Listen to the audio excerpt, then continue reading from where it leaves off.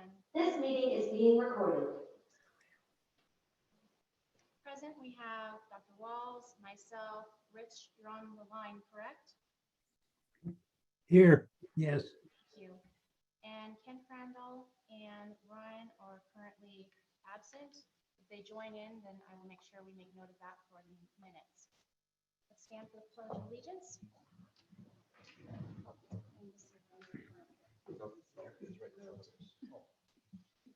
I pledge allegiance to the flag Of the United States of America and to the republic which is stand one nation under God, indivisible. and justice for all.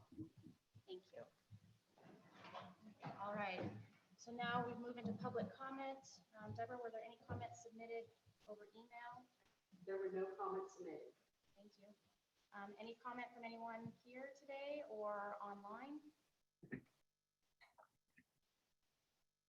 Okay, TK, there's no one on from the public waiting to make a comment, correct? All right, if someone does desire to make a comment later on in the meeting, we'll make sure and get them added. And please note that both Ken Crandall and Ryan are joined us for our meeting. We've just finished our public comment period. Thank you. Sorry, folks, I'm just going slow. Okay.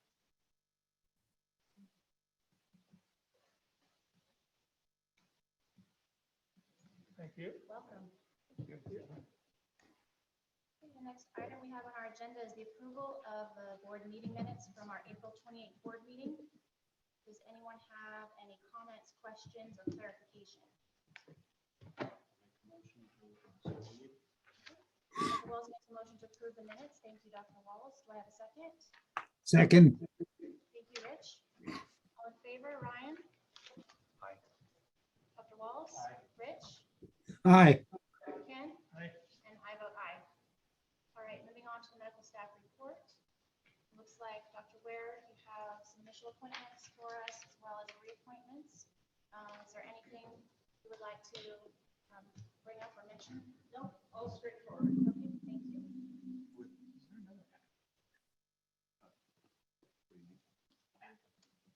Do not have, What? No, I got this from home. oh, you know what? I just need mine. Yes. This is online. All right, do I have a motion to approve the initial appointment and reappointment of medical staff as listed in our agenda? Thank you, Dr. Walls. Do I have a second? One second. Thank you, Ken. All in favor, Dr. Walls, Aye. Ken, Aye. Rich, Aye. Ryan? Aye. And I'll vote aye. Thank you, Dr. Ware. All right, next item on our agenda are policies and procedures. It's like there are 5 HR policies that have undergone some revision. Anyone have any questions on these for Jenny? Yeah, I have some very few questions. Okay, which one are we looking at, Dr. Walls? The first, let's see, the policy on educational assistance. Okay, thank you. On page 2 of 3, it says applications are subject to preliminary approval, and it lists how they are approved on a preliminary basis. Then on the next page, under reimbursement, it says if the application is approved, the employee, et cetera, et cetera. So it doesn't say how the official approval for the application is made. So how do we get that? So the approval, am I correct, Jessica? The approval process goes through HR, the department manager, and CEO, Right. and then it's approved, then it's marked as approved, and then. So it's those are submitted. the people that approve it, because it says here it's a temporary Preliminary, approval. so preliminary just means prior to it getting paid, it's going to be approved by those three. I personally think the wording could be a little clearer. You could change the wording. I mean, Maybe I- just prior to full. Contingent approval? Would that That's work? fine. I don't care, I just was curious. That's all. So those are the 3 people that will decide. Okay, Yes. that's fine. Yes. Preliminary might be the wrong word there, but we can adjust it. That's fine. Okay. Always open to suggestion. And did you say you had another one? Yeah, I've got another one. The other one actually pertains to the medical staff. And this was the requirement for the annual physicals. And there's discussion here about tuberculosis testing, and I can't remember. Dana, do you remember, are we going to have the independent contractors also get TB tested? They go through it, I mean, every few years we get required to do that. And I'm a chest x-ray person and it's every 5 years for that. Okay. So I don't know what the policy is for how it's being enforced right now. So how would that go? How would we do that? Because physicians aren't employees. So we just had a contractor physician submit a TB test before being hired and brought on. So I imagine they need to get that done prior to onboarding, prior to So start that would- date, That'd be for credentialing, but what Yeah. about later on is what you're thinking, right, Dr. Wolf? like Yeah. annually. So that'd be every 2 years, right? Unless they opt for a chest X-ray. Mhm. Do you know if there's any requirements or anything associated with state or direct patient care associated with every 2-year tuberculosis testing? I know there is for us, Right. but. I can look that's into for it. Employees, but Mhm. For you know, it contract. may just supersede any kind of contractual relationship and more be related to OSHA or the fact that we're direct patient care. Can we, Yeah. before we adopt it, can we look Yeah. into that? Mhm. Once again, under contract, they're not employees, so they're not compelled, but if Right. they're compelled by a higher body, then we should address it. Well, Okay. we've read a lot of ER positions, local dentists, type positions in that, and we don't know. Right. Okay. I can look into that. The last thing I had to comment Can I was, put a pause for a second? Yeah. I'm sorry. Are we going to table that one, or are we going to approve it subject? we can to approve possible it because revision? medical staff is separate from employees. Okay. Thank you. And the last one I had was the policy for the time clock. It says here that the employees are expected to clock in and out utilizing the time clock. There's no mention of any other way, but I know some of the employees are using their computers to check in and out. Should that be included in here, or are you going to change the policy? We prefer them to use the time clock. Is that going to be mandatory though? It's, we have some managers using the computer to clock in and out, but all hourly employees, I prefer them to use the time clock. We don't advertise the computer system. But if that's going to be the policy, then we're going to be clarifying. I think in the policy, it should be the time clock. Sean? You know, I prefer the time clock unless you've been approved to work remotely and you are not exempted or salaried, then you can use your computer. Those are mostly those people that have been granted remote access or remote are usually managers and only on instances where it's necessary. I believe that we provide enough access to the time clock for those that are coming into the facility in both campuses, both the clinic and the hospital. I believe that we should use the time card or the time punch. So where are these located? Both in the main hallway in the hospital main hallway by the kitchen and in the main hallway just outside of finance in the clinic. Well, I just know that some of the employees are still using the computer. That's why I brought it up. Well, Yeah, I think that would just be a matter of enforcement. Then, Yeah. so to me, it's- policy says. you can time clock.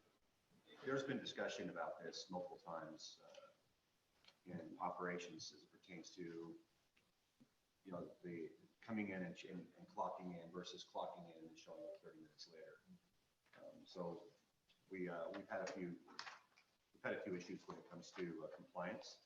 So we're tightening it up quite a bit. But once again, those folks that have an exemption to work remotely on certain occasions, and those are well-known and documented, they will be clocking in. If they are not exempt, they will be clocking in via the computer. Those are the only questions I have. Are you fine with approving the Yeah, time clock that's fine. with the way it's written? Yeah. Thank you, Jamie. Yeah. All right, so if I could have a motion to, now, Dr. Wolf, do you want to approve this first one with a change to the wording for the reimbursement for education assistance? I personally think it should be made a little clearer. Okay. So But I would approve it with the. with that, yes, that's what I was suggesting. I'm just looking to see where that was again. So I'll make a motion to approve policies. With that one a change. minor edit to the educational assistance Yeah. section. Okay, All thank you for five, that. correct? All five? Yes, yes. Mhm. Are you seconding, Ken? A second? Thank you. All in favor, Ryan? Aye. Rich? Aye. Dr. Walls? Aye. Ken? Aye. And I'll approve aye. Thank you. Okay, moving on to tab C, the Building RX Bond Council BBK proposal. Donna, are you on the line? I am, yes. Thank you. Do you want to talk us through this or just Sure. ask if the board has any questions? Sure. Well, let me give a brief summary. So BBK, Best and Krieger have provided a proposal for them to act as bond and disclosure counsel for the bond measure that we are looking to put on the ballot for November. And so we need their guidance and advisement to make sure that we are following all the legal procedures associated with that. So that's what this is. It is 15,000 out of the project budget maximum, not to exceed, and then up to 50,000 for bond issuance, 25 for disclosure counsel, and 1,500 for reimbursables out of the bond issuance when that occurs. Thank you for that. Board have any questions, concerns, comments? My only, I hate to be the squeaky wheel, but my only concern is I don't have any way to relate to these expenses. I don't know if these are high, if they're average, if they're low. I can understand that definitely. We had received this proposal with the assistance of our a financial advisor, and they have validated that this is in line with what they typically see for these services. So I'm hoping that that is also adequate for the board. BBK is our council of record, so these are negotiated rates with Seneca. I can tell you that from Kevin Kramer, the CEO of MODOC, when they went through their initiative, bond counsel was, I think he said, excess of $75,000, but much needed, much needed. They do a lot of detailed work that keeps that troublesome. So, I mean, they're all expensive. Yeah, but a necessary expense to keep us from running into larger expenses. Yeah. So for this, are we Do we have to approving approve this? the proposal as well as then moving forward with drafting the resolution? This was, I believe I think the resolution is later. yeah, I think Okay. that's a different Okay. agenda item. Thank you. I just wanted to verify. All right, any other questions, comments? Rich, you have anything on this? No. I'm a little confused as to why these hourly rates, these independent contractors, I'm trying to understand this. Why do they have These are group rates and they're just different levels within their. within the firm. organization?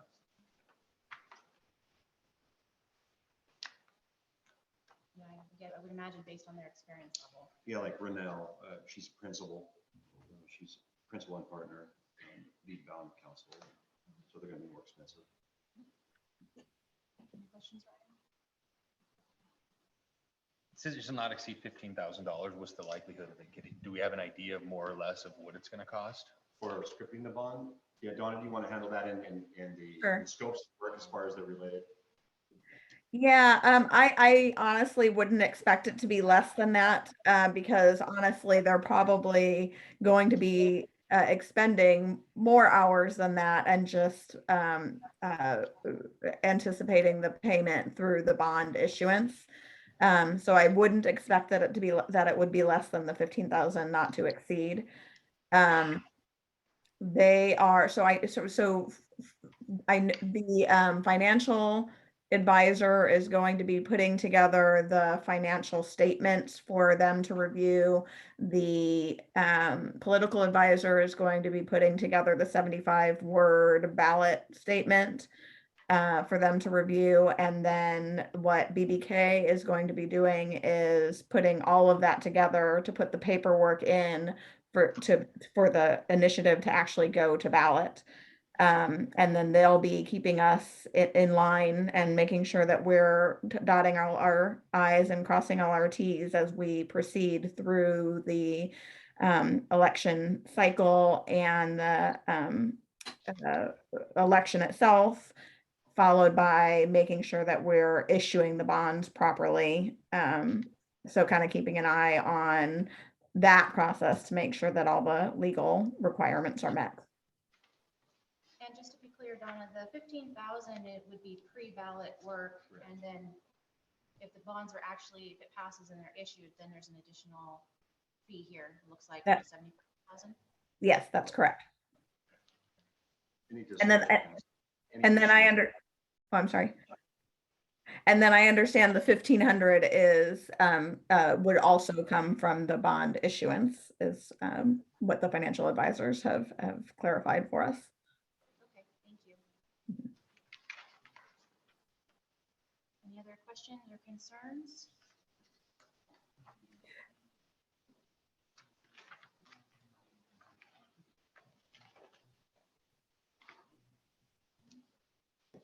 All right, hearing none, I would entertain a motion to accept the BBK proposal. I'll move. Thank you, Ken. Do I have a second? I'll second it. Thank you, Ryan. All in favor, Rich? Aye. Dr. Walls? Aye. Ryan? Aye. Ken? Aye. And I'll vote aye. Thank you, Donna. Thank you. And the next item on our agenda, item 10, critical access hospital financials relating to our fiscal annual year progression. We don't have any changes, my understanding from our last meeting, so I don't think we have anything to review here outside of our other agenda items, correct, Donna? That is correct. We don't have anything else. So just the BBK proposal that we just reviewed. And nothing else has changed within the cash flow that was presented at the last board meeting. Again, so as stated last meeting, we will bring at the June board meeting the cash flow anticipated for the next fiscal year. Great, thank you very much. Mhm.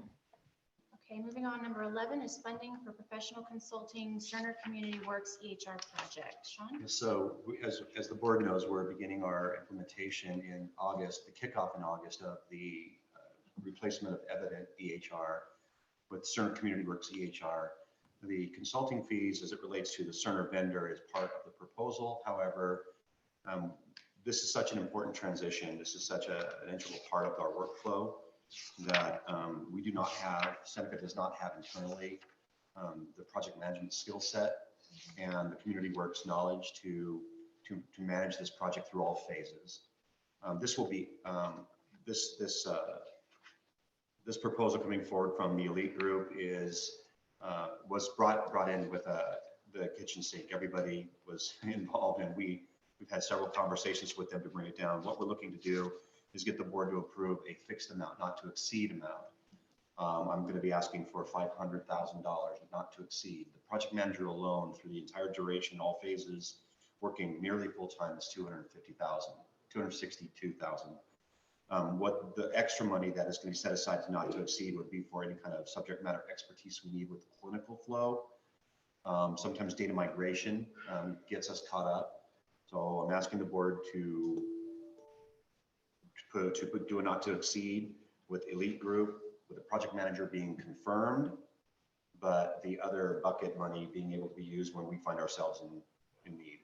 And that's going to be flexible. You know, we're trying to do most of this in-house, remembering that all the people that are going to be subject matter expertise in their certain clinical areas are all working managers. They do have a full-time job.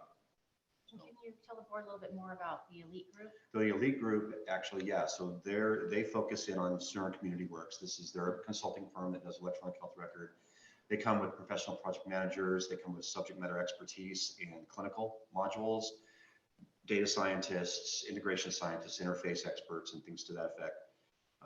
They are a group that is a channel partner of Confidi. Confidi is the group that we recently used for penetration testing, IT penetration testing and imaging. They're one of many groups that are out there. One of the other groups that we decided that we were going to look at was S&P, but we found out that S&P is now contracted with Cerner to be Cerner's consultant. So they're out of the running completely. It's a group of people, I've known them for a long time. I was in this industry for a while. And I think that they're as good as anybody that's going to be out there. They have community works expertise, and that's where we go with it. And do you think that we'll get what we need for the 500K out of them? Oh, we're gonna get every pound of flesh. Yeah, the project manager alone is gonna be the most needed thing. We are going to have to be very diligent though in paying attention to what we're asking for past that point. If we cannot do it, there's a time frame, there's a 6-month time frame to get this implemented. And if we start missing dates, then we're gonna have to take a serious look at how we stay on track. And if we need an additional help, I would just like the flexibility from the board to be able to immediately lay in some extra help. The project manager will be here on site. Both. Yeah, I'd like to minimize the travel fees. And I think they can do a lot of it remotely, but I think there's a certain flavor to coming on site and being able to meet people face to face and handle some things. So we haven't worked that out yet. What I'm going to be doing with the other executive leadership is meeting with the lead group next month, or I'm sorry, next week, to define better the scope of work and define the proposal down under 500. Yeah, but you're asking for this now because we need to get started on this. Yes, I would like to get this person started to do the charter documents and all the basic documents by the middle of June. Any questions, comments from the board? Yeah, I do. I know we discussed this briefly at the treasurer's meeting, but what amount of money are we asking for? And if it's a sizable amount of money, shouldn't we go with an RFP and get competitive bids? Yeah, we can. We don't have to by law. It's a professional services only. We could. The RFP will delay things, obviously. But yeah, we can go to RFP. It's just, once again, we're punching up against the time, and I don't like time to set the precedent for anything, but it often does, and we have to be realistic about that. Well, you know, we knew about this for months, right? Yeah, we did. Yeah.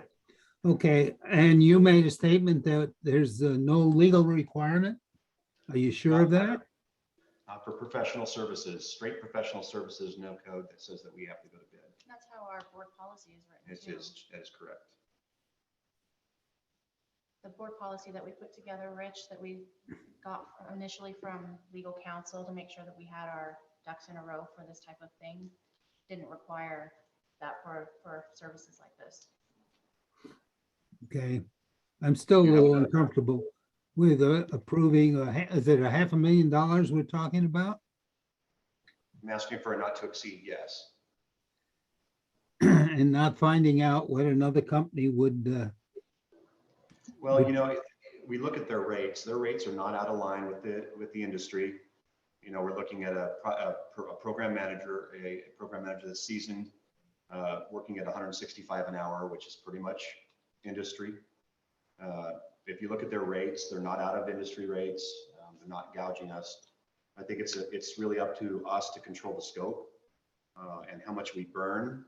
I can tell you that a project manager, and there's a lot of good project managers out there, but I'm looking for project managers with specific community works experience, having worked in that space before. So Sean, I feel comfortable that you're making a good choice. The question I have is, isn't it wise that we have a competitive proposal so that we know we're paying the right amount of money for this service? If this is going to delay the project significantly, you know, I'll back off. But if we can get what would S&P Consulting propose? I know you said that Cerner has a contract with them. Is that what you said?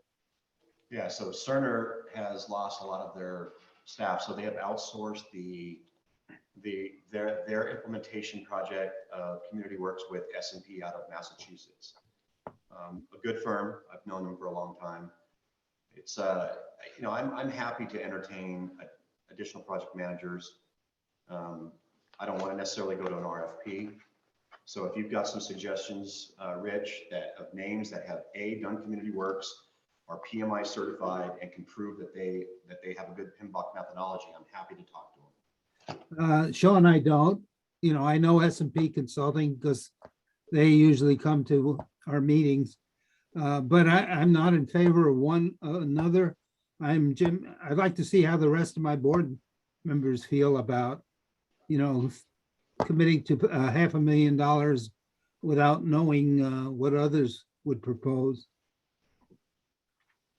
I'm in the interest in time, I'm ready to move forward with this. Anyone else?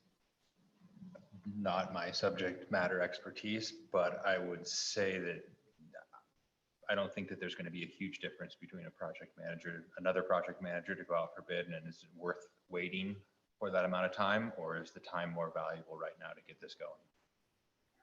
Well, if that's a question, I think that if we looked at industry numbers, I can't have a junior PM doing this. I can tell you that. So I'm not going to get somebody for 80 an hour or 120 an hour. That's a junior in any consulting firm.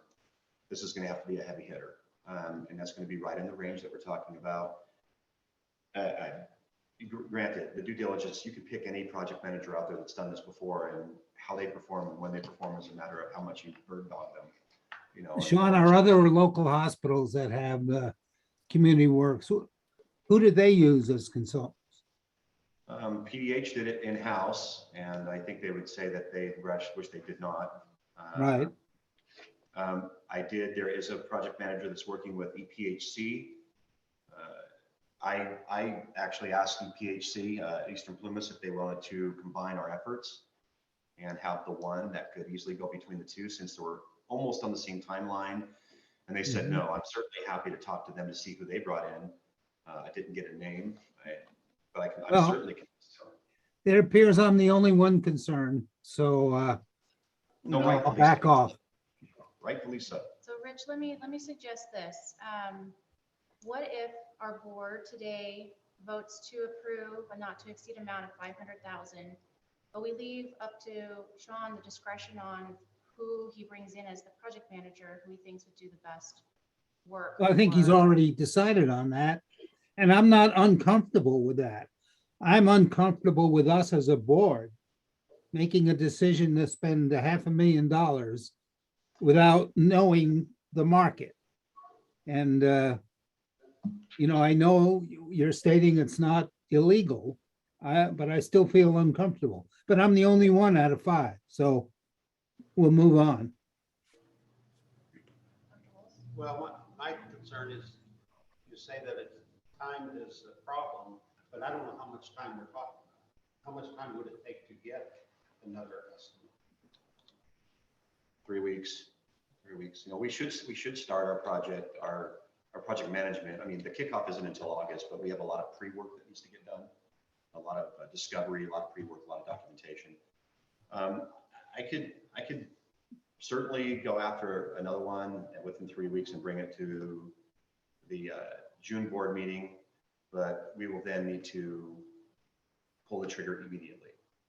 You know, Sean, my desire is to have something for the record that shows that we're making a good fiduciary decision. You understand what I'm saying?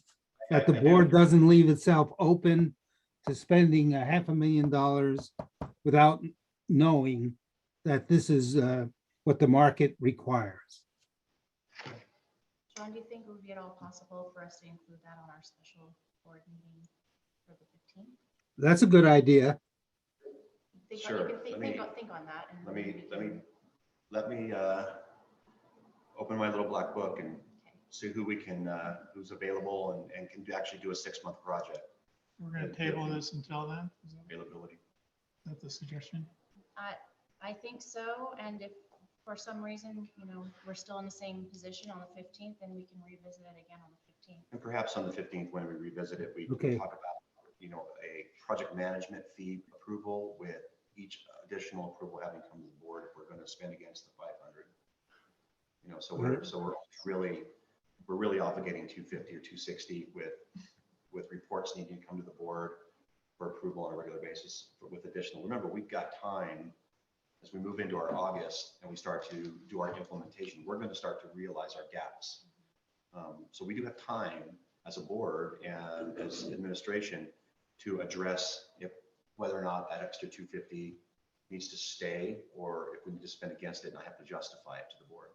I'm happy to do that. Okay, does delaying a few weeks cause you problems with the proposal that you have today? No. The people you want will still be available. Well, I don't know if the project manager I want will still be there, but yes. Well, that's kind of important. If you've identified a project manager who you really think would work very well. Right. So I've identified him. Elite Group's not a small group. They've got other project managers that are equal to the one that they're putting forth. So I have no problem delaying 2 weeks. Okay. But no more than that. Thank you. Thanks, Rich. I have one question. Deborah, Yes, what was the email I got today about a meeting on June 6th? Nothing. that actually was changed to June 15th based on, Okay, so the 15th is the meeting. the correct? 15th Okay, is correct, and it even says at the top. Okay. It went back and forth quite a few times. Okay. So, All right, so we'll table this for the 15th and we'll see where we're at that point and Okay. then make some sort of decision. great. Okay, thank you all. All right, next item on our agenda is board policy and procedure selection of board members. Dr. Walls, looks like you prepared some comments for us. Well, I think everybody knows my concern. The last time we chose a member, and this is no reflection on Ryan, but we didn't get to meet the candidates. We didn't get to question them, and I just feel like we made a decision without being as informed as we should have been. And so I think it would be nice if we had some sort of a policy whereby they had to come to a board meeting for face-to-face interview. And we have certainly the time to do that. We have 15 days from the time they resign to announce to the county, and then we have 60 days, which would give us 2 board meetings to make a decision. Yeah, appreciate So this. I just threw this out here because I just think we should have a better way of going about this. Yeah, I agree with you, Dr. Walls. The reason why it happened the way it did for our last one was because our next regular meeting would have occurred past the 60 days. And so if we hadn't made a decision, it would have gone to the supervisors. No, I remember that. Yeah.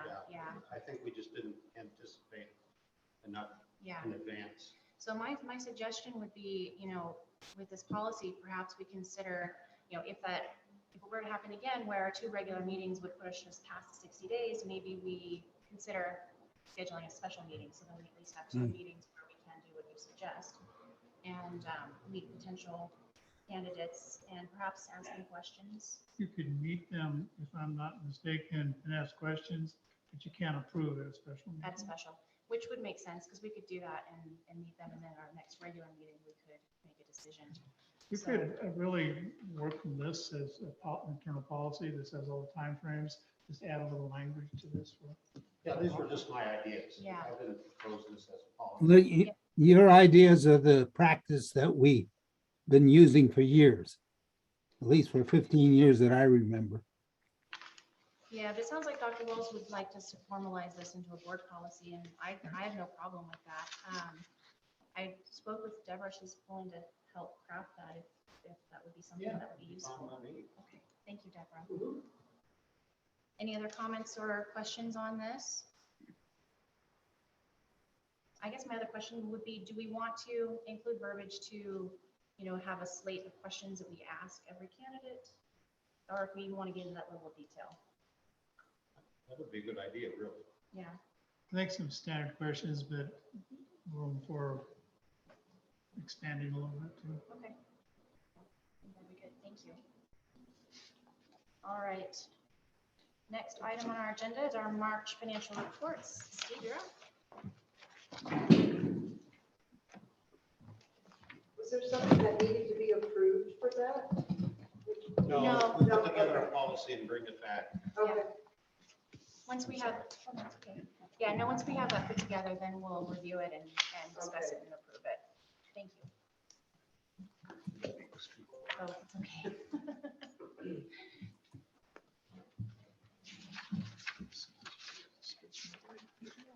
So, put these on the table.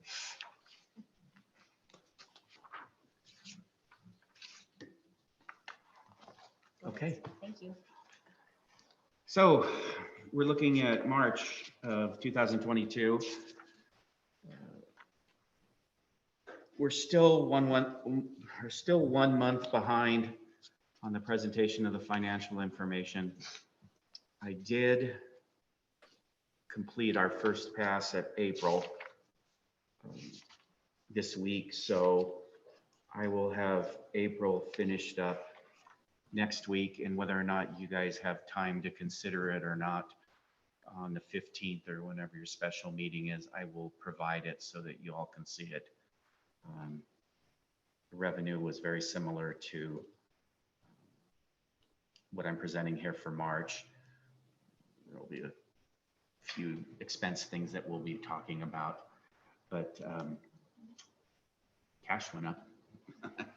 So we had our cost report settlement, so that was good news. Anyway, back to March.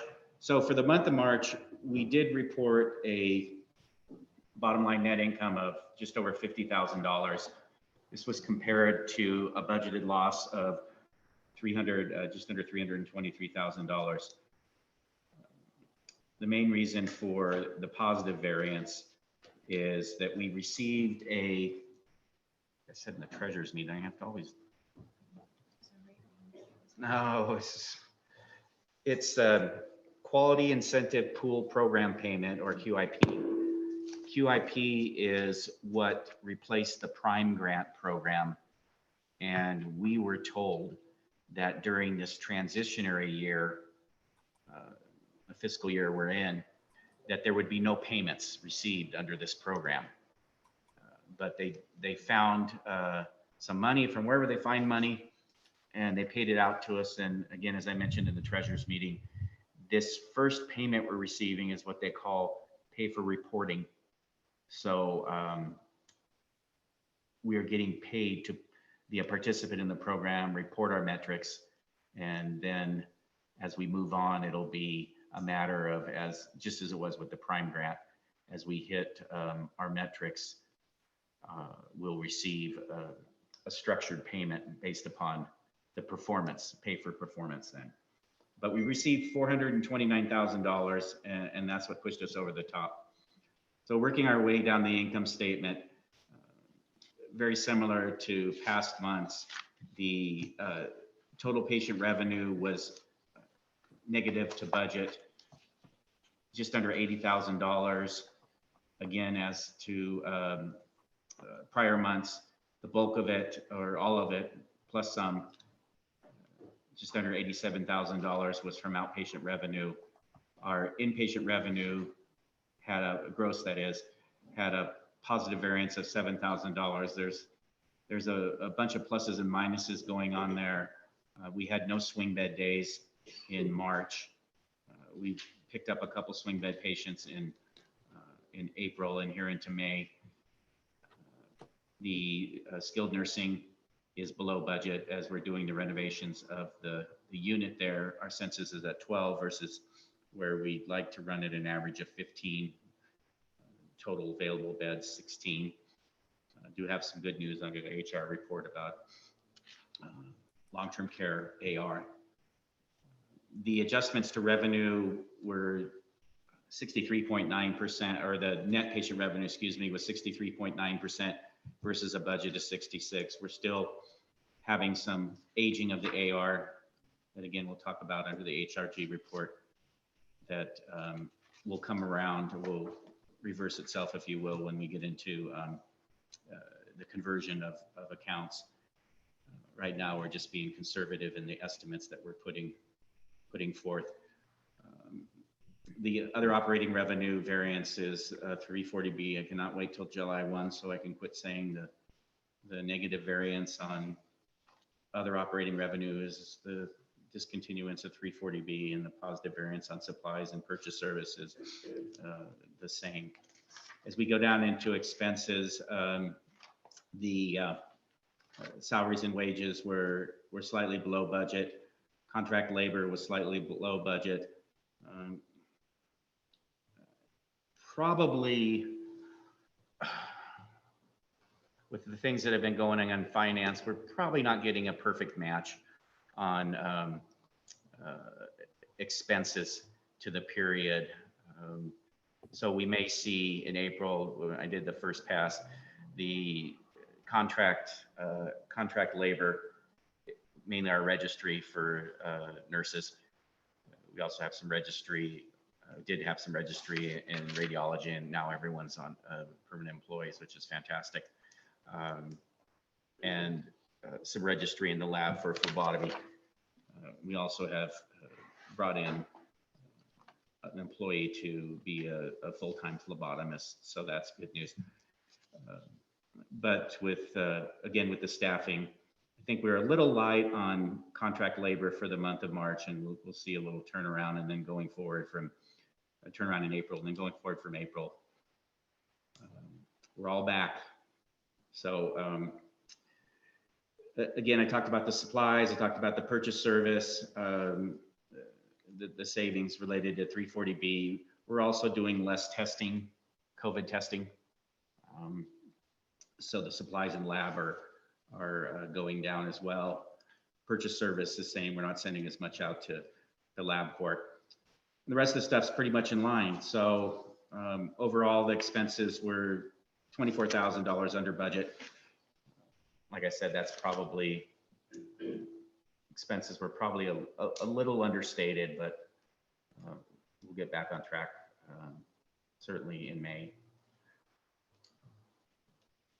And of course, the good news of the report is, as always, is cash. Our cash remains very, very strong.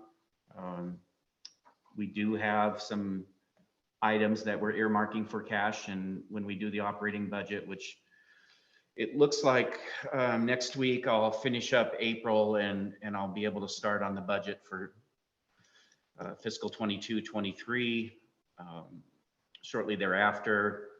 And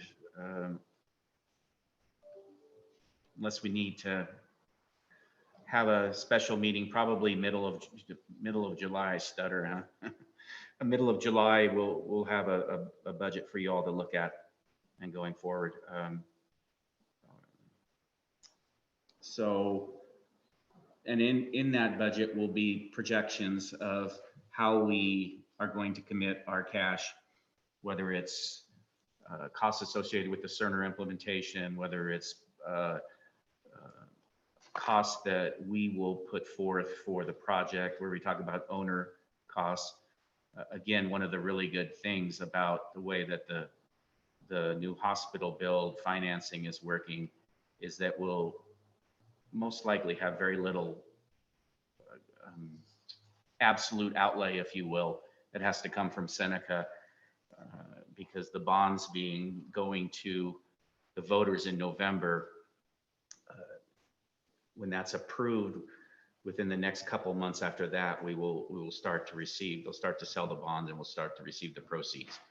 And so we'll be able to pay whatever expenses may come up related to the project from those proceeds. But regardless, we have necessary reserves. Donna Honeygale has put in a $4 million, what we call owner contribution on the project, and we certainly have the means to satisfy that. So, okay, that was a little more than March's financials, but any question about March's financials or financials in general? What month do we typically see a pretty big influx of revenue? Starting April, May, when do you? Not typically. Sometime after May, and it's really July and August is obviously our peak. Yeah. And I'm sorry, I'm just gonna go ahead if you had. no, and we've already started to see. I guess what I should have mentioned as well is that although the outpatient revenue was negative to budget. It was much smaller than it has been previously, and the two real drivers in March and continuing into April are surgery and physical therapy. Almost sounds like they're related, you know, you have surgery and you go to physical therapy, but it's not that kind of surgery. But Dr. Jensen has been very busy and has been doing more surgeries than historical. And Steve Brown is pretty much always busy, so. Doing my share to contribute. There you to go. the Physical therapy piece of that real soon. Finance department at Seneca is contributing as well, so just Steve's bottom line there. And Rich, is the finance committee going to be meeting to discuss the budget before the full board sees it? Yes. And I would really like to have, I have to have it by July. There's just no two ways around that one. But I would really like to have a solid budget to you guys in the middle of July so that we can talk So about it. Steve, what is your drop dead date for us to have a finance committee meeting? When, Well, there's no requirement that we have a budget. no, I'm looking at my schedule. I put on a medical symposium that ends on the 18th of June. So that anytime thereafter, I will be home and be available. Is that too late? Is that too late? Not at all. I'd be thrilled if we were talking about June. Just to be realistic, to have a budget that I feel comfortable with. We're unfortunately not going to be able to engage the departments like we had all hoped to. It's really going to have to be a hard focus on labor. I think we have a fairly good sense of our non-labor expenses, but we're not going to be able to have a traditional cycle of a month and a half or so with multiple meetings with the departments to go over their stuff and to get something together. We're going to have to take a swing at it as soon as I have numbers, which should be sometime in June. So middle of July there, Rich. Okay, perfect. All right, thank you. Anyone have any further questions, comments for the March financial report? All right, thank you, Steve. I will accept a motion to accept the financials. So moved. Second. I think that was Ken and Dr. Walls. Thank you. All in favor? Ryan? Aye. Dr. Walls? Aye. Ken? Aye. Rich? Aye. And I'll vote aye. Thank you. Okay, next item on our agenda is the meeting venue. So we've been meeting in the Mount Lassen Theater and we moved over here due to COVID and wanting to make sure we have a larger environment for people to spread out and we had a larger capacity for people to be in the room versus the clinic. There's some pluses and minuses to this venue versus the conference room over at our campus. So I kind of wanted to open this up for discussion, see what people's thoughts were on continuing here, moving back to the conference room, kind of what everyone's thoughts are around it. So if we go back to the conference room, are masks mandatory? I don't believe so, because we're not, we're in the, It's not in the clinical area, right, so no. Okay. But, good question. if the public, or if you feel comfortable wearing a mask, by all means, we want to encourage it, if you feel comfortable. My preference has always been the conference room. I understand why we've been here, but having to, I think I'm moving back there. We came here for a couple of reasons. We were redoing the conference room and COVID and trying to get more spread. But I was hoping for, packed houses. Larger turnout, And it might happen. I'm hoping there's a lot of things happening that might be of interest to the public, but I do recommend, obviously, if we keep the hybrid. I think it works well. I think people that aren't comfortable yet can certainly get online, but I'm all in favor of going back to the conference room. Is it something you could draw attention to, a little fanfare about we're back in the conference room, try to get some community awareness about it? Sure, we can, Chelsea, we might be able to put something out on our Facebook or social media, say we're going back to the conference room. And Excited it's to a little be more there. intimate Yeah. there. Once again, COVID's still out there, so we do want to offer up the hybrid option. Do you have any- Same technical capabilities. Rich, do you have any opinion? I would prefer the conference room. And I will be at the next meeting. Excellent, thank you. Are we talking about the next regular, not the special meeting? Both of them. Both. Both of them will be here. We'll cover that around later, but, yeah, okay, so it sounds like there's a general consensus that we will move back to the Lake Elmer Clinic Conference Room for our board meetings unless something changes and we have to move it back over here. Do we need a vote or not? Do we need a vote? Well, it says vote on the agenda, so we could formalize it. Okay, sounds good. Do I hear a motion? I'll make the motion that we move back to the conference room. All right, thank you. Do I have a second? I'll second it. Thanks, Ryan. Dr. Walls, how do you vote? Aye. Rich? Aye. Ryan? Aye. Ken? Aye. And I'll vote aye. Thank you. All right, that brings us to number 16, general obligation go bond measure. Sean, Donna, you guys want to take this one? John, you want to do it or you want me to do it? It doesn't matter. I can do it. Okay, Um, 15 this Oh, week, talk about we 361. talked about, we're just going to keep a hybrid, was Sean's recommendation. Thank you. So for the general obligation bond measure, we are working to get together or put together, or we would like to put together the resolution that would then be reviewed at the June 15th special board meeting. We'd like to get the board's approval to proceed with authoring that resolution. And the legal services agreement verbiage that's in this agenda item refers to the one we just approved earlier, correct? Correct. Okay, thank you for clarifying. All right, so does the board have any questions about this? This is just to move forward with drafting a resolution for us to review at our special meeting that will be scheduled for June 15th at 2 p.m. at the clinic, Lake Elmer Clinic Conference Room. So this is an approval just to proceed with drafting this bond measure, The resolution. the resolution. Does anybody have any objections, any questions? Discussion? Rich, anything? No, Okay. Then I will accept a motion to approve moving forward with drafting bond measure. Go bond measure. Resolution. Go bond measure resolution. There we go. Thank you. Do I, Who puts that together? BBK. that would be BB and K. Who we- Yes. Yes. Mhm. Do I have a motion to approve this? Well, I'll make the motion to approve it. What's the alternative? Yep. Agree. Thank you, Dr. Wallace. Do I have a second? I'll second it. Thank you, Ken. All in favor, Rich? aye. Ken? Aye.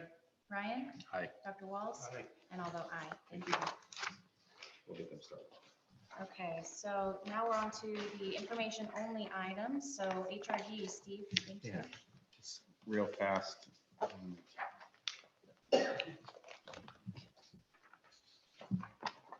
The information is straightforward. It's what we see every month. Big thing is that what's really been dragging our numbers, if you look at can you, whoever's running the thing, scroll down? So that second graph below, boop, right there. So what this represents, the whatever bluish purple, is our actual days, the way HRG calculates them. And the brown is our target, and you can see Medicare is under the target.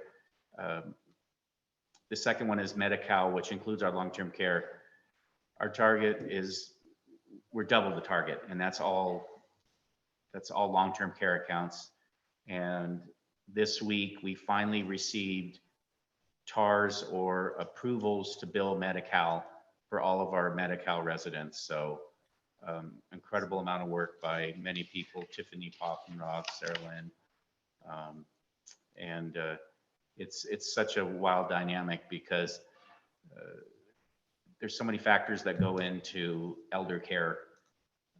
Whereas when residents are not able to be there as, you know, for lack of better words, their own person, that they take on a guardian, and that guardian is responsible for their health, their medical and financial matters. And to get things done, we have to go through the guardian, and sometimes it's a real challenge, because we're trying to explain these things to them, and it's hard. Then we have to get the county involved. So we finally got the last one this week. And so now all the billing will go out. And of course we have the incident exercise with partnership being hacked and going down for 3 weeks, and just, you know, everything that could go wrong went wrong. And so now everyone's approved and we're billing. So we should see this turn around in the month of June. Steve, I'm a little surprised with that. So the Medi-Cal population is what you're talking about being under conservatorship or guardianship, The elder. the elder population? Mhm. Okay, so, and what percentage is that population who are under that guardianship compared to the total Medi-Cal population? You see? Right now, you know, we probably have a couple, but once we get it set up and once we get it going, then it's pretty consistent, unless somebody throws us a curveball. The one we were dealing with was a new admit, and we hadn't, we gone back and forth. We got an approval, got a denial, and things. So the one individual is still within her first year of being with us. So, but when we do renewals, and some of them go in 2 years, some of them go 6 months, some go in a year, whatever it might be, there can be complications. But I was just wondering, in terms of the whole Medi-Cal population. Order. Under power of attorney and conservatorship, Yeah. growing population. That we're seeing. yeah, I think that I'm probably wrong, but I'd less than there isn't. What do you, Dr. Walls, are you familiar with going down there? I think there's less people that have guardians than are their own. Yeah. But again, I could be wrong. I don't get involved until there's a problem. Yeah, actually, I don't really know. That's kind of a curious piece for me, because you have a lot of children, adolescents who would be on Medi-Cal also. Yeah, we don't. Yeah, I don't know how much we run into that one. Because that one is a real challenge when they're minors. That's a real difficult one. But I can actually find that out. Just I know you're curious. And the And total revenue and how it's broken down. sad, I don't know right off the top of my head, but we have some sharp residents down there. So Thank I you. have 6 residents down there, and 3 of them, somebody else has power of attorney for Yeah. medical decision making. So that's 50% right there. Yeah. Pretty close. I don't know about the rest of them. Thank you, Steve. Anyone else have any questions, comments? Rich, anything? No, Thank you very much, Steve. Okey doke. Appreciate it. I'm out of here. All right, next on the agenda is our Building RX Critical Access Hospital Board updates. Donna? Thank you. So referring to the report that's in your packet and just going through those items, open for questions as we go through. The general plan amendment rezone and subcategory CEQA NEPA, we are fully contracted with Sequoia, and they are proceeding with both the technical studies and the drafting of the initial study as the first step for the CEQA review. We've had meetings with both Plumas County and LAFCO for the purpose of making sure that we're incorporating what they need in order to do the annexation of the parcel to CPUD. Working with them to make sure that we are getting the schedule in line and getting their needs met as we're going through the CEQA process, so that when we come to the end of that process, they've had the involvement that they need, and it has the content that it needs for them to be able to make a decision subsequent to the Seneca Healthcare District making their decision as the lead agency. Also, communication is ongoing with USDA to make sure that the NEPA process is moving along as needed and in conjunction with the CEQA process. Heliport, we have gotten additional potential flight paths for the helipad. Still anticipated to be located west of the new building.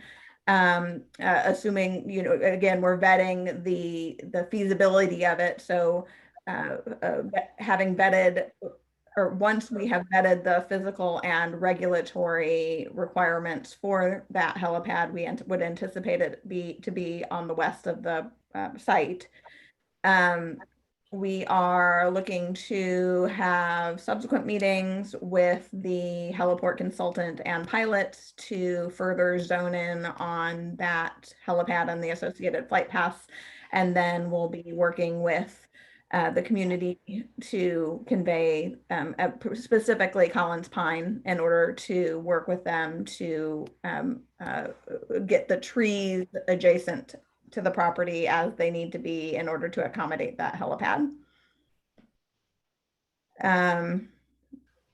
Harvest plan, we are no changes from the 428 meeting. We're still on hold on the harvest plan until we can get the heliport and CEQA NEPA moving forward more substantively.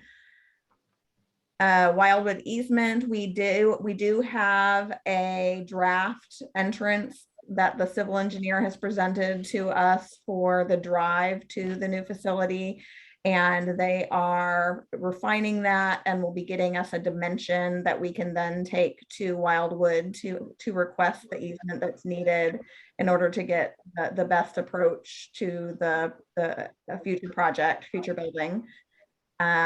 Also, again, with the CEQA NEPA, we will be getting the information on the need for a secondary access. And if so, we would aim to work with Wildwood to see if that a back driveway could be used under easement only under emergency circumstances. So working on getting all that information together, and then we'll be going to Wildwood with that request. LAFCO annexation, again, we have met with them to make sure that we're getting their input on the process. We look to submit in order to align the end of the process of CEQA and the Board of Supervisors approval and then the LAFCO approval. We don't want to get the application in too early and have to do a bunch of renewals / extensions. So we're aiming to submit the LAFCO application in August in order to align with the finish to finish date for completion of the CEQA process.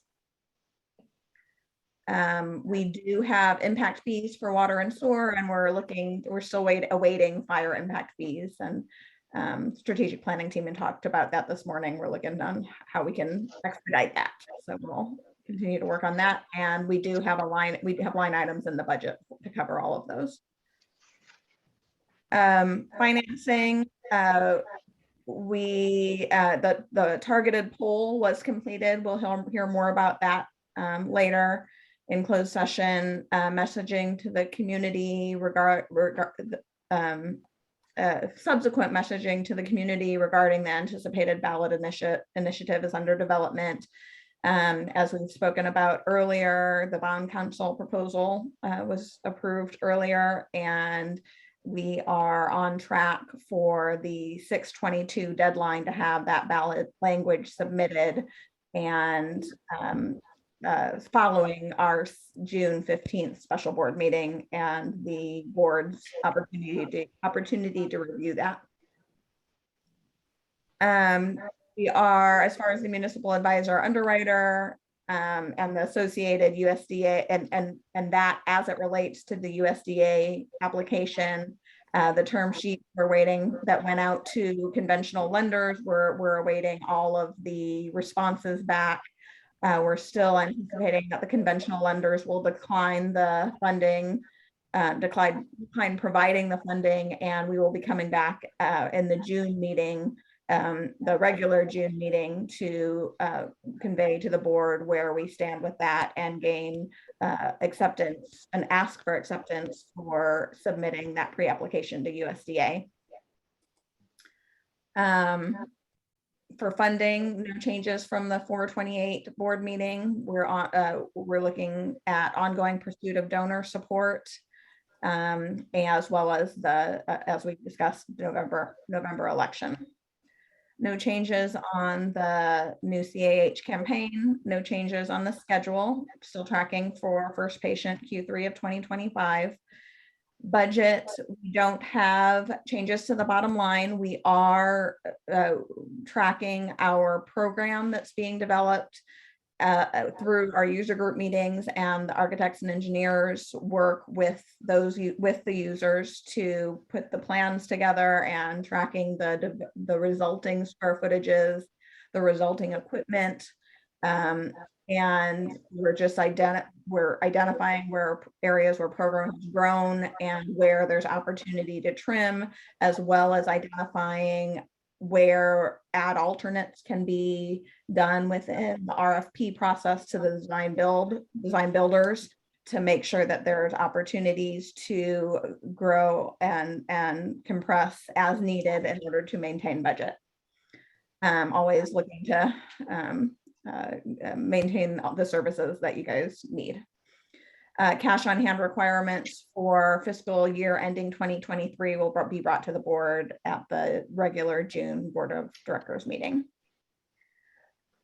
We have our next round for design. We have our next round of user group meetings next week, first starting on the 1st with reviewing finishes, and then June 2nd and 3rd, looking to meet with each of the departments to go over where the floor plans have been modified with their input from the April user group meetings, as well as with input from the equipment planners and their associated survey. So we'll look to get this next round, that's next week, with the users to be the last round before RFP to the design for design build services. And then we will look to bring to the board a proposed design build team to move the project forward from there. As indicated, that we did get the first draft of equipment list from Ross and Berrezzini, our equipment planning consultant, and all that's being incorporated into the design. And they also will be at those user group meetings next week to make sure that we're getting all the equipment, any changes from the user group meetings, also getting their input on that at those user group meetings to get into that next round of design to then go out to RFP. So that is our update for the new CAH, and I am open to any questions that you may have. There's a lot happening. Anyone have any questions on any of these items? Good to see things moving forward. Yeah, lots of stuff in the works. Thank you, Donna. Really appreciate it. Thank you. Okay, if no further questions for Donna, we will move on. Sean, your CEO report. So if you can tell from Donna's update, there's a lot going on between the center implementation, recruitment, changes we're making, some of the work we're doing internally, and the critical access hospital new build. Been very, very busy. We're still highest priority focused on recruitment of physicians in mid-levels. That is something that's constantly in motion. We will be utilizing some locums as we continue our search. As we have any vacancies that pop up, we'll be using some locums. It's just going to be the nature of the beast for a while. I think everybody on the board, if you're not aware, is a very difficult market right now in medicine, period, whether it's nursing or nurse practitioners or physicians. It's very tough. We continue to work on the build efforts. As you know, we have released an RFP for our voice over IP system to replace our very antiquated phone system. That went out yesterday, and we look like we're probably going to get about four or five people have requested the full RFP. So we should be looking at vendors in the next month or so. Their responses to our very comprehensive RFP, by the way, for our voice over IP system. This is part of the activity of looking at creating more consumer-based a technology that's able to provide a little bit more of a consumer forward thinking process for Seneca, where we have the capability of a switchboard operator where they're able to use the system as a switchboard operator, get a voice, and then forward the phone forward. So lots and lots of details coming out on that one. I will be bringing to the board request for approval on the news voice over IP system. So this is the fifth project that we're trying to do, large lift project. And this system doesn't have to interface with our EHR, does it, or does it? There may be a small EHR interface as it relates to messaging, Okay. but that is not a lot. And then callback calling patients. Yes. That's going to be built in. Yeah, so everything from answering to being able to forward to voicemail to callback, we can actually tell with the analytics how long a voicemail has been sitting before a callback was made. There's a lot of analytics that we can get. How many rings, how many times did it ring before we picked up, those kinds of things, how many hangups we get. So the system itself is going to be a lot more useful in determining how well we're providing services to our community. I just want to tell you, I couldn't drive for almost 6 weeks because of my surgery.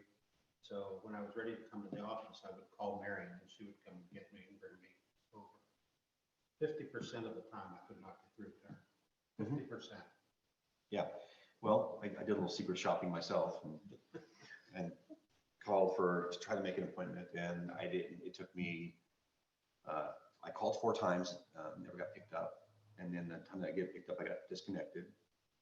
So I can tell you that I've heard from the community that it is very difficult to get a body and then get put to a body and then for somebody to manage it. So, and a lot of that's our phone system. A lot of it is process as well, but when we put in technology alone doesn't solve it. We have to put the processes in place additionally. Is a switchboard operator on site, or is Yes. this part of the software? It is on site. I'm not going to go to I'm not going to offload our switchboard operator. We have those options, especially after hours. But I think what we're going to do is because of our community the way it is, we want somebody in there that answers the phone, knows where to go, has more familiarity with the campus versus somebody who's sitting offshore or sitting in Ohio. Now, we do have the option in after hours to go to an after hours switchboard, but I think what we're going to do is develop a very, very good phone tree for after hours. So for the emergency room, dial this, for this, dial that, and have a much more succinct way of getting through in after hours. So I think we're gonna have a phone tree that's Along gonna be pretty that complete. line, John, got a call from Steve Brown's office to schedule an appointment for some physical therapy. When I called back the number, his physical therapy wasn't on that phone tree. Nope. It didn't come up. So just I appreciate what you're saying. Yeah, so that's part of it. The other thing that, They put me through it. They got me They through it. got you I just through? pushed the operator. It was not a problem. But I noticed his wasn't on the push start. yep, whatever. so we're gonna make it more comprehensive. The other thing that we're gonna be doing, it's very important for the board to know, and this is gonna be a big push to our community, is we cannot port our Frontier lines. Something that I was flabbergasted when we were going through which means we can't use our existing, they won't port or give away the existing local lines to Seneca and with a different company.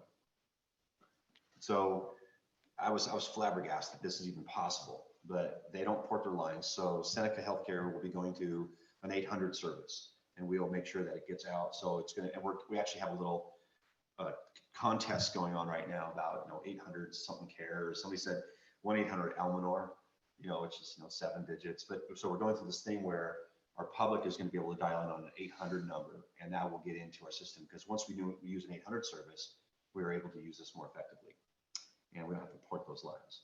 So lots of interest. I've learned a lot about phone systems too. It's really interesting. More than I ever want to know, believe me. So I did ask you once at the medical staff meeting, and I forget, will this have a call system to notify patients of an appointment? No, that is something that is a technology that we can add on to Cerner. It's not Cerner's, it's an added technology, but it calls you 3 days before to remind you, then it calls you 24 hours before and reminds you.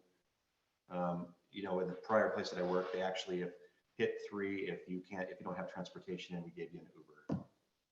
I mean, it was very sophisticated. It was really good. So you can do those things, but it is an additional technology on top of Cerner. So voice over IP, we've sent that out. We're going to be looking forward to those responses coming back in. The political consultant, I think that there's going to be more on this, but the poll that was conducted appeared to be favorable. There'll be more information on that. I just want you to know that was concluded. When you say, what's can that? you elaborate a little bit on favorable? Well, we will enclose, but the favorable, the community is generally favorable towards a bond measure to help pay for the new hospital. I think that the education associated with understanding that in 2030, this hospital closes by law. And it's not a scare tactic, it's just a fact. A lot of folks don't know that. A lot of folks don't know that we have a Senate bill that we're struggling with that's not going away. So there's general favorable, and there'll be more to discuss in close. Okay. I'm removing the next paragraph. We were working toward a home here in Chester, and after we did some inspections, we decided to pull the offer off the table. So we're still back. We're still in the hunt. And additionally, I think I need to add this here. I'm curmudgeon in that I don't like to buy at the top of the market anywhere. And we are definitely at the top of the market. That, I mean, we have a need, but we have actually worked with our housing and looked at it. So we are able to move things around. So we're going to be stable for now. But we pulled that offer off the table. I just want the board to know that. And then I did mention earlier that we've been granted, we're undergoing the approval of a grant. So this is a broadband initiative. It's actually for digital literacy.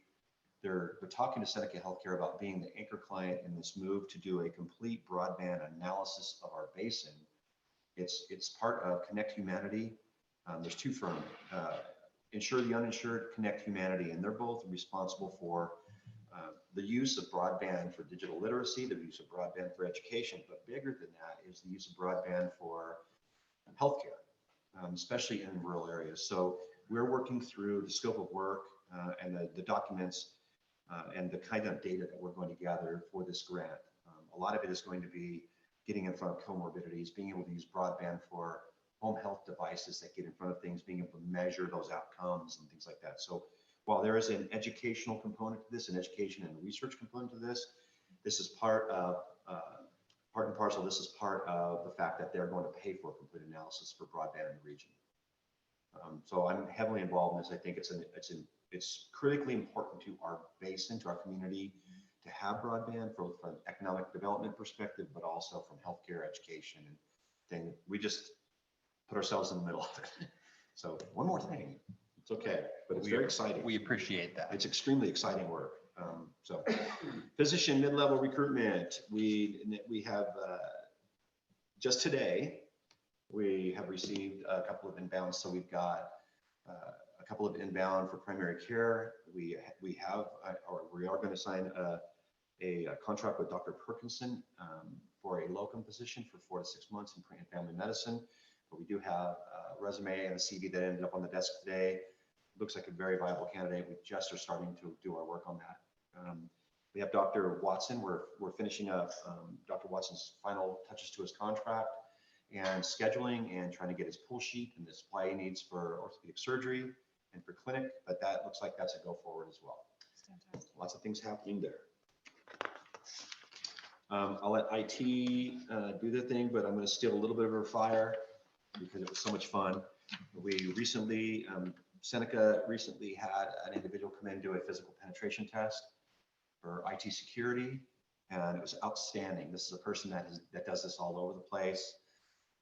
He could not get to one computer. It was great. Our staff were really diligent about strangers. We're asking him where his ID was. If he didn't have one, he was sending him to administration. So I just want to report to the board that our staff are extremely diligent with folks that aren't supposed to be poking around trying to get on computers. So part of our meaningful use was physical pen testing. So that has been completed. We should have that report, and I'll submit it to the board in the next board meeting. Campus. You know, a lot of the times I can't get on.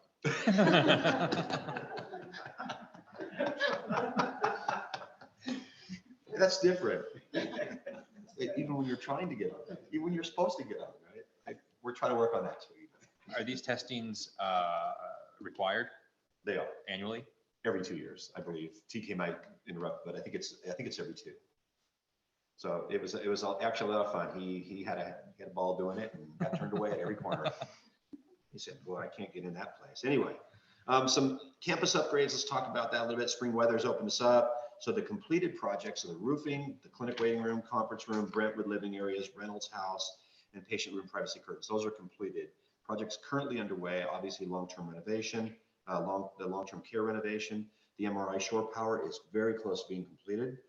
So we don't have to put a generator. The train car removal, I understand, is actually going to happen. We don't have a date on that. The upstairs cleanup. So we are actually going to clean up the boneyard completely. If you notice, there's big dumpsters. We are getting rid of that stuff up there. So because we do want to talk about doing some infill up at the top of the clinic so we can move business up and really use the bottom of that clinic as a clinic, with all clinical care. And that's working with Jonathan and Linda on that. The acute care, PACU, all the floors down the main hallway, the ER and everything will be fall. Hospital repairs, the roof entrance, the vestibule sprung a leak this year right out in front. We're going to have to fix that. And the ER physician's sleep room roof is damaged as well. These are flat roofs. They absorb a lot of moisture, but they have started leaking. So we are going to do something that's going to be local work. Okay, that's all I have. Questions? I guess just that was a part of our overall hospital roof replacement. Yeah, it was. It's not part of the metal part. It's just a mop roof. I believe I don't have Linda on the line, but it was known that it was, well, we've been fixing it ourselves for a number of years. We sprung leaks this year. So I guess to clarify, so when we had the whole hospital roof replaced, they did not replace. They did these not two replace pieces. that. Okay. No. Okay. Thank you. Anyone have any other questions for Sean? Okay, thank you, Sean. Yep. All right, moving on, let's go to our CNO report. Is Judy on She's on the line? vacation. She just joined via Zoom. Oh, did she? Hi, Okay. Judy, thanks for joining us. Well, I saw her in the waiting room. Hi, I'm on the line, but it's kind of noisy at the airport. That's okay, thank you for joining. Thank you for putting together this report too. It's very thorough. Does anyone have any questions? I was kind of surprised to see about the radiology supply chain. But that doesn't look like, you said it's not currently impacting us though, right? I think is what I read. That's what it says. That's what it says. So we're anticipating that the supply chain will open back up on July 1st or so. But right now there is a lot of shortages, especially in the valley, but it has not impacted us. Thank you. So Judy, that's Dr. Walls. The booster clinics, are we having those every week or how is that working out? Yeah, we're still hosting the booster clinics, but we're having a very limited number of people that are showing up for them, if at all. Stephanie, are you on the line?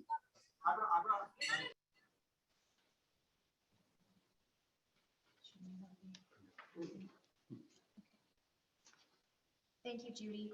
And it looks like our CNA program is moving forward. I was very excited to see that. I think a little bit is in a report as well. And our auxiliary is helping out with some. Yeah, we just finalized our program candidates this afternoon. So we will be moving forward and issuing acceptance letters to the 5 candidates for the CNA program. And we're really excited about that. Fabulous, thank you. All right, great news. Anyone else have any questions or comments? Just that I welcome the board members to attend the appreciation luncheon for the auxiliary on June 8th.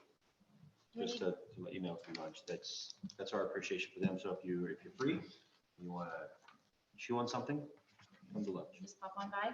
Hop on by. All right, thank you for that. Looks like that's on June 8th. Do we have a time for that? Lunch. Lunch.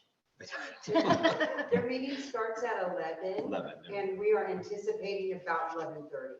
Okay, Please come by if you're free. It'd be great. thank you. Support them. Big help. All right, wonderful. Thank you, Judy, for joining us on your vacation. Appreciate it. Okay, I'm gonna go ahead and get off now because it's really noisy here at the airport. Thank you, everyone. Bye-bye. Thank you. Okay, so next we have our clinic report from Jonathan. Jonathan. Looks like you guys are working on doing some cross-training kind of across all the different roles in the clinic. Right. We're looking forward to, with some of the changes that are occurring in the clinic, to looking at some of the processes, maybe having a more robust training program involving more folks from all the departments. We think that might help with retention as well as, the ability to do the job effectively. We're also looking at how we can structure our current suites to accommodate the new physicians that administration has the opportunity to bring in without disrupting current providers. So that's kind of the focus right now, as well as preparing for the new software integration and helping some of those folks prepare for the software integration is the best way to put it. Yeah. And then I guess the question that I would have too, as you're looking at kind of different processes, are we evaluating, waiting times for patients for walk-in versus say appointments, things like that? I don't know. So in terms of, I can't say for each individual physician, but I can say in terms of the initial walk-ins, the wait typically isn't that long. It's less than 30, 35 minutes. Occasionally, they'll have to sit there more than that, but they're doing a good job at getting them in. And Dr. Hayden, the DMP, obviously is doing a good job at seeing those. Sometimes he is delayed, but we are going to have some better opportunity with the locums to help with that project. We're going to make sure that our lunches aren't closed anymore. We're going to make sure that we're open during lunch and that they'll be able to be there and cover some of those extra times that when we have 4 or 5 stack up, the locum won't be available to subsidize that time. Great. So we're at some point, we're hoping to not have a closed campus at lunchtime then, so patients will still be able to walk in. That's fantastic. Yeah, we want to stagger lunches. Great, great. Anyone have any other questions for Jonathan? Rich, you still there? It's good stuff. I'm here, I'm mute. No questions. Sounds like we're making a lot of progress. Thank you, Jonathan. Okay, so let's continue on for our departmental reports. We have compliance up first. Looks like most of these items we'll be reviewing during our July meeting. If I'm understanding what I'm looking at.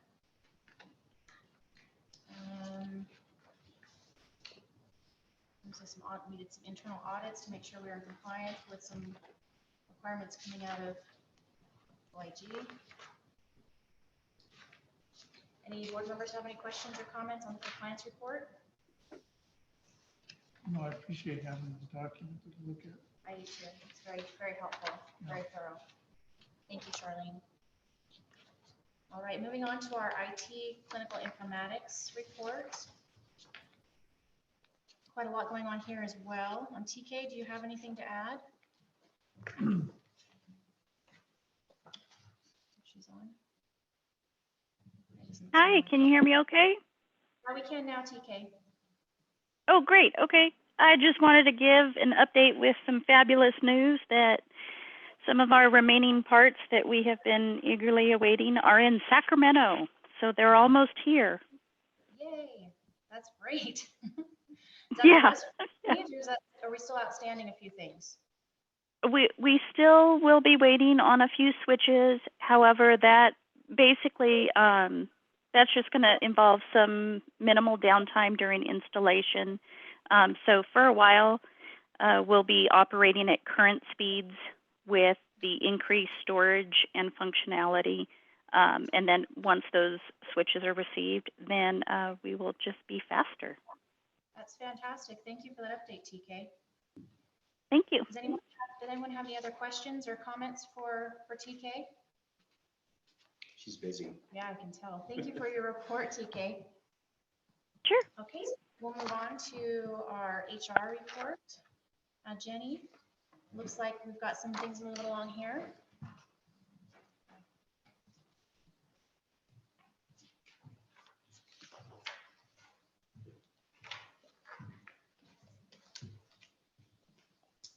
Do you guys have any questions related to my report? Happy to explain anything needed. Well, Judy kind of stole the thunder a little bit with the CNA. But when is our program going to start and how long will it last? So our anticipated start date is June 14. That's a Tuesday.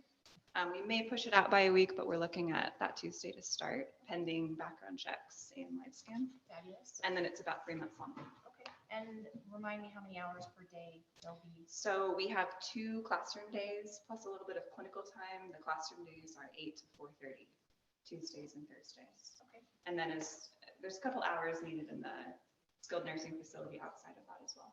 Did we have more than 5 people apply? We did. We had about, I want to say 10 to 12 people apply. A couple didn't respond to interview requests, and then a couple we decided not to go forward with. Okay. So it sounds like we might have enough, interest to do another cohort after this one. We do. We actually had a couple who reached out and said they couldn't do this one, but they would be happy to do another one in later time. That's exciting. Yeah, Thank you. it is. It's great. I'd like to bring some attention to the core values that Chelsea and Jenny have been working on. So part of our cultural shift is to establish core values where we can all align. And the core values are here in the packet. This is going to be rolled out. Jenny, do you want to talk about that a little bit? Yeah, so we're going to be rolling these out over a 4-month process. So we're going to take 1 core value per month, starting in June next week. And so we're going to start with Be Present. We have multimedia, we've got graphics, we've got pictures. We interviewed some of our employees, and we're going to put that out via video form. So it's going to be a great way to explain to the employees how to exemplify the core value and have them watch a fellow employee talk about them. I love that. I read through this and it's great. It was very well put together. It was I'd love to see the videos too, if that's possible. for sure. Okay, wonderful. And it was a big collaboration with admin, not just Yeah, it sounds like HR. you probably have a lot of people had to be Yeah, involved. it was great. Yeah, no, this is very, very well put together and well thought through. Thanks. And exactly what we needed. So, thank you. Everyone who worked on it, thank you. Okay, any other items you want to highlight from your report or?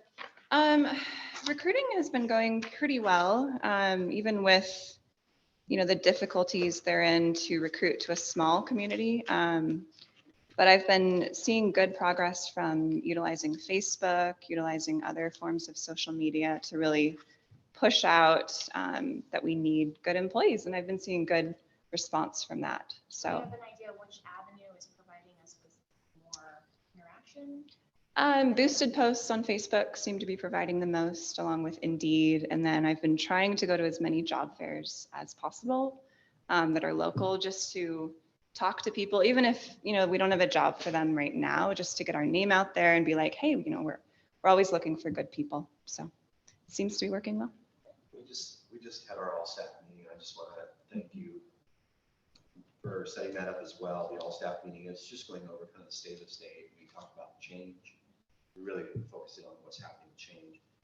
And one of the things that I wanted and that I really relayed to the staff was that our recruitment efforts are made easy when we start to adopt a culture of acceptance and camaraderie and collaboration.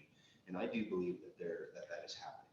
I have a sense that there's more collaboration. We're not going to get it perfect. We're not going to be perfect at all, but there's more to it. And I think that people sense that when they come to Seneca, that we're more there to help them out and embrace them versus try to,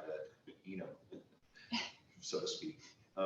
So there's a lot going on there. And I thank Jenny for that whole philosophy and that approach. So. Right, it's good to hear that they're embracing change a little bit. I think I've told Ishan, I'll share with him, one of my favorite adages I have with my students with it all the time is change doesn't always result in improvement, but improvement never occurs without change. That's true. We're definitely embracing change, and it's a very good time to embrace it because there's a lot of it coming. Not much of an option. Yeah. There's a bucket school. No problem. Okay, next item, we have our marketing PR report from Chelsea. Lots going on here too. And anything you want to highlight, Chelsea? Or I'll wait till you come down here, sorry.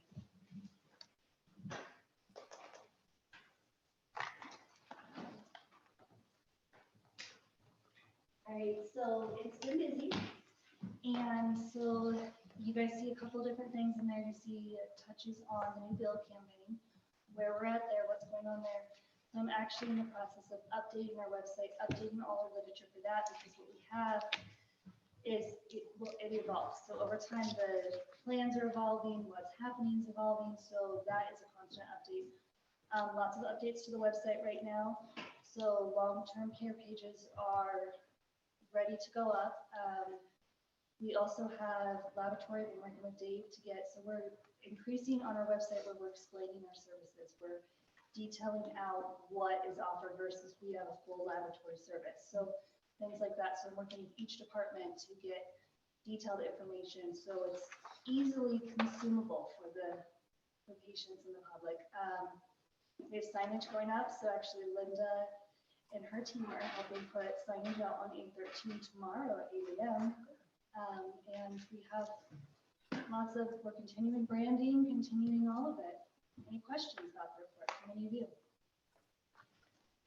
This is kind of a silly question, but table tents. Table tents, yes. So we have table tents and they're actually going out this weekend to all the restaurants. So that's what we're talking about. Okay. Yes, that's so what I was trying to- they are little table tents that just give information. So they're literally just, they're this big. And all the restaurants are already prepared to receive them, and they just give information on the new hospital bill and what's going on. It's just factual. Oh, that's great. That's Yeah. fantastic. Are we allowed to put anything like that at the post office? Yes, we can put them up at the post office. So we've been putting a lot at the post office, and it does disappear quite easily. So even our board postings have been disappearing.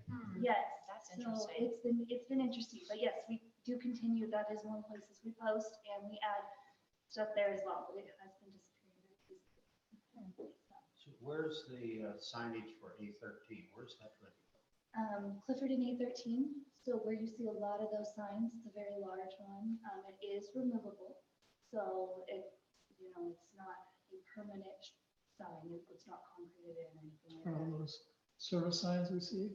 Yes. Yes, right there. So that way people also know when they're visiting the area, there's a hospital in Chester. Yeah. And then we also have signage ready to go up for the head trail, the PCT trail. So we worked with Collins on that. And that sign is in. It's just when we can get out there because there's not. Now, is that up going up Feather River Drive, out that way? No. Or Yeah, it's on- PCT. Yes, you go down 36 and then. Yeah. I'm sorry, So you go down 36 and then. okay, it's the one on 36. Yeah, so that's where we have, it's Collins property there, so we worked with them to get permission. To Dr. Wells's point, though, there is another entrance point to it from the Drake's Bed side. Right.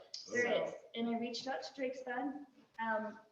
They have not gotten me a response on a yes or a no for signage yet, but I have reached out to them for that one as well. Yeah, I don't think they're opening this season, are they? I don't know. We lost They some- are, some buildings. Yeah. They're opening this year. It's all burned up there. yes, so. I think if I could mention it now, just, I'll probably mention it again, the special, as we, it kind of dovetails a little bit with the marketing piece. Once the ballot initiative goes forward, and it's on the ballot, I just want to tell the board that as a district hospital, we cannot advocate for any of the bond. We can only educate. So if you're asked questions, you can educate, but advocation, because I can't advocate as the CEO, and I think the board's held at the same level. So as we start our marketing campaigns, once this gets on the ballot and the initiative gets pushed forward into the county, and it becomes official, we can no longer advocate. And can employees cannot advocate during working hours. Oh, yeah, but the board is kind of, they're like me, they're. We might need to ask on that They're for all the time. clarification. It about seems how that odd to me, works. think of all our legislators who advocate incessantly on everything. So, We can give facts, so we can give facts all day long, we can be factual about anything, any questions, but we cannot say. You can be out there saying, vote for this. It's Yeah. just against the fair Do we, political practice. do we know, does that start at the moment we submit? We'll know, I think our political consultant will be able to tell us Yeah. exactly when we, Okay. and I so think is that's our legal, important to our know. counsel's also telling us. Okay, when this happens, stop. When I was And reading that today, includes it board starts members, when you yes. submit for the ballot. Your elected officials of the district. Yeah. Drill that into us. Okay, good. Just a reminder, because it's actually, you can't, do it. No, you can't do it, so. Thank you. Thank you. Appreciate it, Chelsea. Okay, let's see. Now we have our continued discussion about the Highlands Ranch Resort Retreat. I don't think we ever came up with a date for that everyone could do, did we, ladies? No, but I have found 2 facilitators that are interested, Okay, but I will have to get a date to them as soon as possible. okay. And Same thing with Highlands, when you guys have a date that works for all of you, Highlands is already, we've already worked out the logistics, we just. So Rich, you're planning on being back here starting with our next meeting? I'll be back on the 19th of June. so So do we want to try and do this summer, I guess is the question. Before- Yeah. Yes, Yes, okay. Do we want to try and pin down a date now? Do you have calendars? I'm open, I can talk Handy? to these other guys. Okay. Well, are we wanting a weekend or a weekday? doesn't matter to me. good question. How is July 16th? I'm just throwing a date out there. July what? 16, Saturday, When did Rich say he'd be back? June. June 19th. Oh, okay. Works for me. You're open? Yeah. Ken, Are you teaching Yep. all summer? That works. you're not teaching, you're good? Yes, summer. That's the same day as the Battle of the Battle of the Brews, which, but that's not until the evening. So if we do the retreat, I'll just Earlier in shoot the off day. of this because we're gonna have a presence there. Okay. So it should work. Okay. Rich, are you good It's in the July park, so 16th? breweries. Yes, Yeah, 16th. Yeah. Rich says yes, so Okay. let's put it down for the 16th Let's do and it. that's gonna July be the date. 16th? Mhm. 9 a.m. Yep. Okay, July 16, 9 a.m. And Deborah, I think the only other thing, I don't know who you have lined up for facilitators, but you should probably run those by us before you hire someone. I do have their names right here if you'd like to hear them. Well, I just want to make sure that. I'm familiar with one. I've met one before. I had a student do an internship with her. So I think, sorry to interrupt, Ken, I think, Deborah, if you want to just send the names out to us, and then Okay. if anyone has any specific feedback, just give it to Deborah and she can That's take great. that into How do I get the consideration. name? We had, the names did come out. I once. sent them to you. Yeah. Mhm. So I'll send it to everyone. Okay, Okay. thank you. Great. Okay, so I think we are ready to move into our closed session. So open session is closed and This meeting is being recorded. okay, we are back in open session. No items to report on from closed session, no actions taken. We will be having a special meeting on June 15th from 2 to 4 p.m., approximately ending at 4 in the Lake Almanor Clinic Conference Room.